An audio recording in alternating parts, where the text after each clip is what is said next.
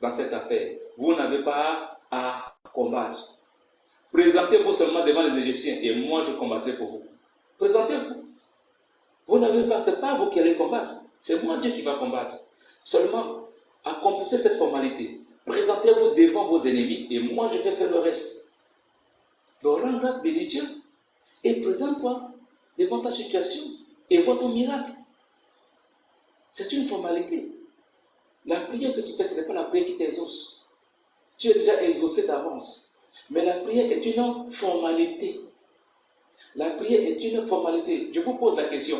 Est-ce que les arbres qui sont dans la forêt là, est-ce que les arbres ont pris pour pousser? Est-ce que les arbres prient pour porter des fruits? Est-ce que vous avez déjà vu un manguier prier Dieu? Je vais porter des fruits. Je suis un manguier.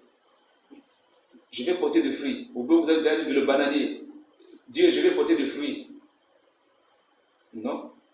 Dieu dit, la même manière qu'il a créé les arbres, la même manière qu'il a mis les arbres dans les dispositions pour que ces arbres puissent croître, grandir, porter des fruits, c'est de cette même manière qu'il a fait ses enfants. Psaume chapitre 1, verset 1 à 2. Psaume chapitre 1, verset 1 à 2. Heureux l'homme qui ne marche pas selon le conseil des méchants, qui ne s'assied pas sur la voie des moqueurs, qui trouve son plaisir dans la loi de l'Éternel. Il est comme un arbre planté au bord d'un courant d'eau qui porte du fruit en sa saison. Vous marchez avec Dieu, vous êtes les premiers à vous moquer des gens. Vous marchez avec Dieu, vous êtes les premiers à faire du mal aux gens. Vous marchez avec Dieu, mais vos pensées ne sont pas pures.